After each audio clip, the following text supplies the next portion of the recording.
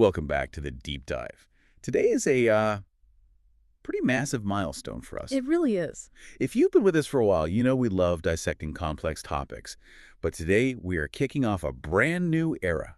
This is the very first episode of our exclusive series for the grooming magazine, The Barber Today. And it is January 2026, so we're diving headfirst into the new year. We are. And we're doing that by profiling the magazine's very first featured artist of 2026. I'm your host, Max Parker, and I'm here to guide you through the stories that are shaping the industry. And I'm Ruby Brown. I'm here to help, connect the dots, look at the bigger picture, and really get into why these stories matter. And honestly, for a debut deep dive, this is a fascinating case study. It is. We aren't just talking about a haircut. We're talking about an artist who is, he's practically rewriting the rule book for an entire region. It is a really cool story. But before we stamp our passports and head overseas, we have to give a massive shout out to the people making this deep dive possible. Of course. A special thank you to our sponsor, Tomb 45. Now, if you've been paying even a little bit of attention to the grooming world lately, Tomb 45, they've been making serious noise. Oh, for sure. That collaboration with Babyliss. Exactly. They collaborated with Babyliss to produce some top-tier clippers and trimmers that are they're taking over shop counters everywhere. They're really impressive tools. Sometimes collaborations in this industry can feel a bit, like a marketing gimmick. Right, just slap a logo on something. Yeah, slap two logos on a generic product and sell it. But this is different. They've actually combined the engineering strengths of both brands. The quality is just undeniable. If you are looking to upgrade your toolkit for 2026, you really need to check them out. Absolutely. So do yourself a favor and visit the Tune 45 website. They always have really good discounts running on their products, so don't miss out. Good tip. Okay, with that essential business taken care of, let's get to it. Today, our journey takes us to the bustling streets of Hong Kong to meet an artist who's redefining what it means to be a barber in Asia. His name is Leung Lok Tin. But in the industry, he's known simply as Lok. And I think it is important to frame this correctly, like right out of the gate. Okay. This isn't just a profile of a guy who is handy with scissors. We're looking at a cultural shift. Look really represents the evolution of Asian barbering. You have this complex blend happening right now where classic Western techniques, the pump, the tight fades, the side part. Not basic stuff. All that classic stuff is colliding with specific Asian hair textures. And Look is wrapping all of that up in this very modern, very savvy business acumen. You mentioned bridging worlds, which sounds so grand, but when you look at his story, it actually starts incredibly small. Like elementary school small. Yeah, exactly. It does. And that's what makes his journey so relatable and at the same time so impressive. The source material highlights that Look has wanted to be a barber since he was a kid in elementary school. He was just naturally drawn to hair and specifically to Western culture. But here's the context we need to understand, and this is crucial. At that time, the barbering culture in Hong Kong was, frankly, underdeveloped. Right. It wasn't like walking down the street in London or New York where there's a barbershop with a spinning pole on every corner. Not at all. Finding a barber in Hong Kong who could do a classic vintage pompadour or a proper clean skin fade was incredibly rare. So it just wasn't a thing. It simply wasn't part of the standard skill set there at the time. The infrastructure just didn't exist for it. And that leads to this huge barrier he faced. It wasn't just a lack of shops or mentors. There was this myth about the hair itself. Yes, the myth. I was reading in the interview that there was this widespread belief that Asian hair was too coarse or too straight to achieve those sleek Western styles. It felt like people thought there was like a biological limit. That is a huge part of the narrative, this idea that the biology of the hair was the problem.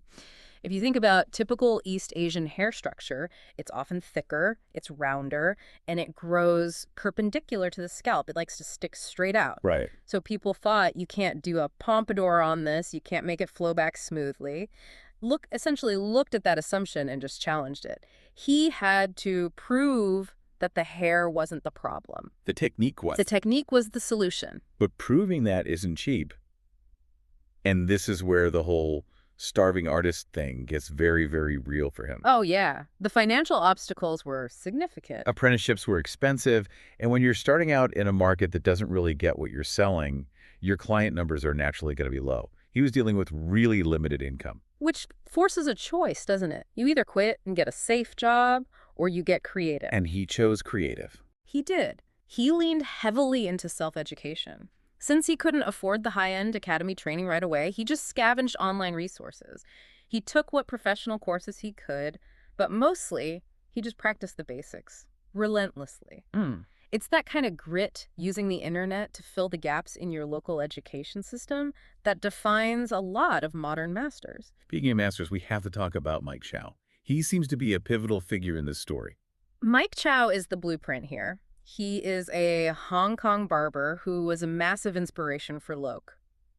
So he was watching his videos? Yeah, Look mentions watching Chow's videos and just being blown away by his distinctive style. It's that classic dynamic of watching your hero from afar, deconstructing their moves, trying to figure out how did he do that? Right. But the best part is, fast forward to 2026, and Look is now working alongside him. That's the dream, isn't it?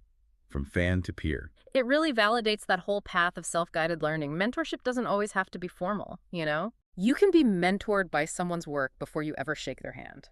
Look took those influences from Chow, refined them with his own aesthetic, and now they're colleagues.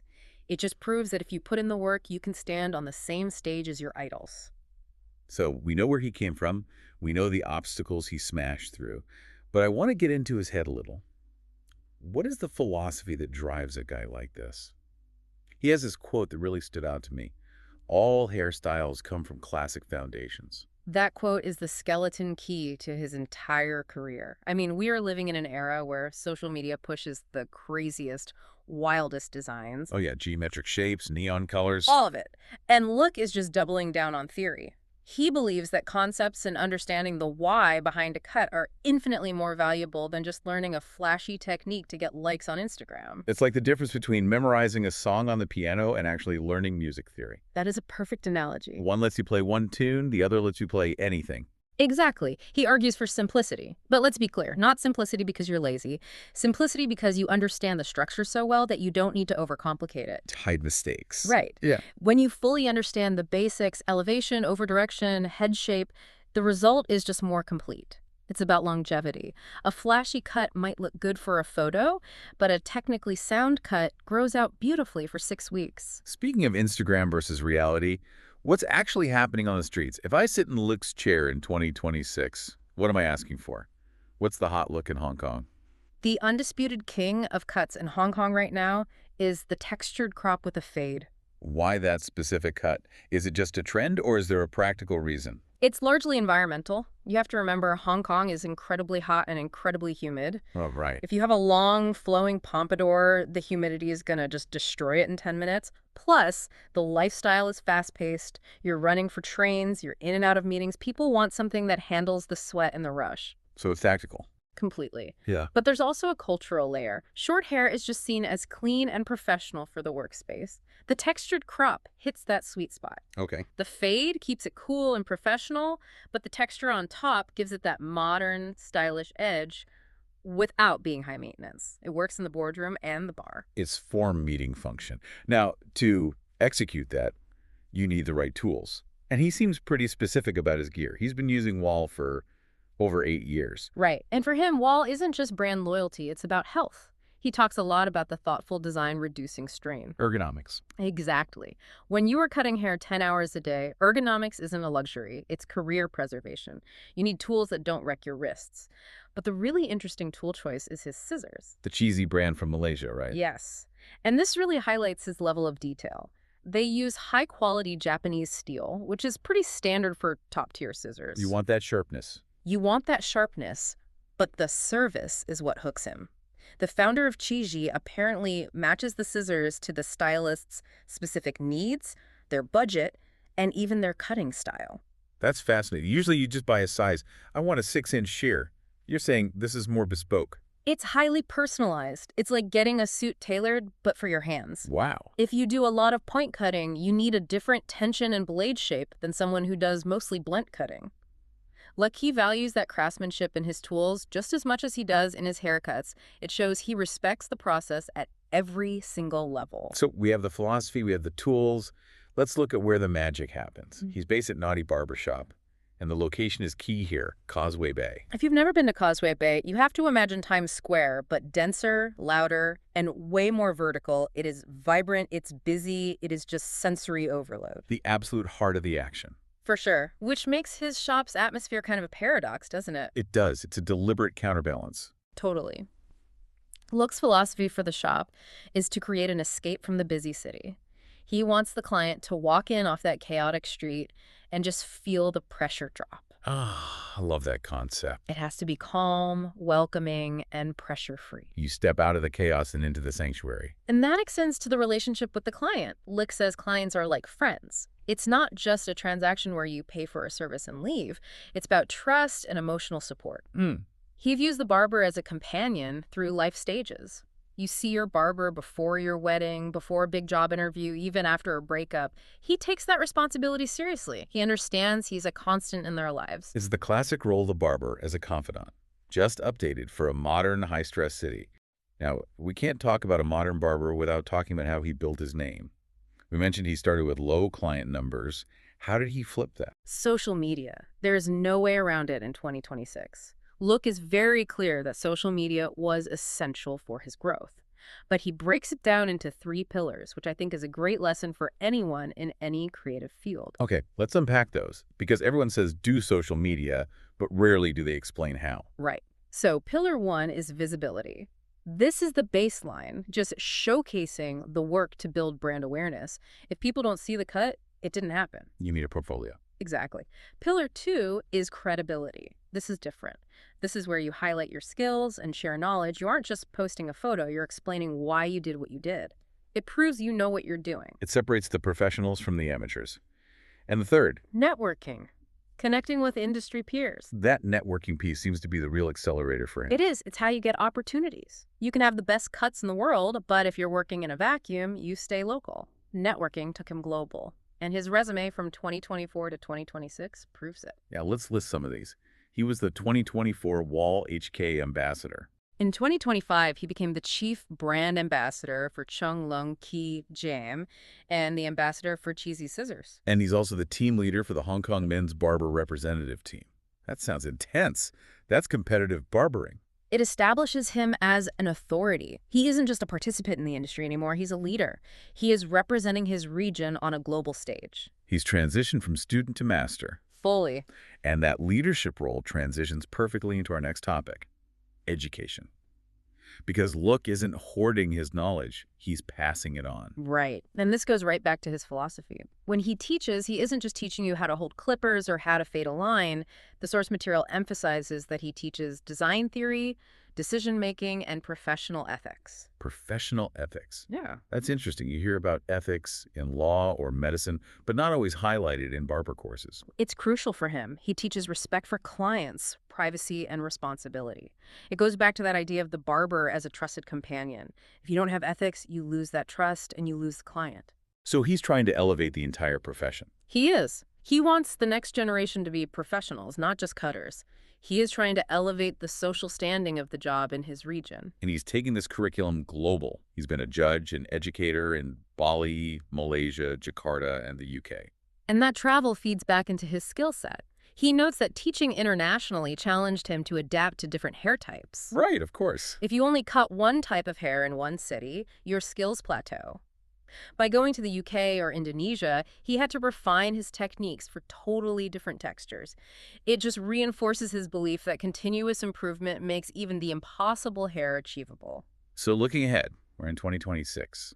What does Look see coming in the next 5 years? He's very optimistic. He sees the industry moving toward more diversity and professionalism. But there's a tech prediction he makes that really caught my eye. Oh yeah, the tech? What's he predicting? He thinks virtual reality VR and augmented reality AR are going to become standard tools in the barbershop. VR in a barbershop? How would that even work? I can't imagine wearing a headset while getting a trim. I think it's more for the consultation phase. Okay. Imagine sitting in the chair, you put on glasses, and you see exactly what a specific haircut will look like on your head before a single hair is cut. Oh, wow. You could toggle between a crop, a slick back, or a fade. That solves the biggest anxiety in the chair. What if I hate it? Precisely. It enhances personalization and, more importantly, trust. You remove the fear. Look wants to be at the forefront of that. His goal is to be an innovator and educator, guiding his clients and other barbers toward these emerging trends. So he doesn't want to be left behind by technology. No, he wants to use it to enhance the craft. It's amazing. We have a guy who started with a dream in elementary school, taught himself when the local infrastructure wasn't there, debunked myths about Asian hair, and is now a global ambassador predicting the future of VR and grooming. It is a remarkable journey, and I think the biggest takeaway for me is the balance he strikes. He's looking at high-tech futures and using Instagram for global branding, but his core philosophy is rooted in the absolute basics. Simplicity. Simplicity, when fully understood, creates the most complete results. He never lost sight of the craft itself. That is such a powerful lesson. It's so easy to get distracted by the flash, but the foundation is everything. It really is. The flash fades, but the foundation holds. So here is something for you to mull over as you go about your day. In a world that is constantly screaming for your attention with flashy trends, 15-second viral clips, and the next big thing, Look argues that simplicity is the ultimate sophistication.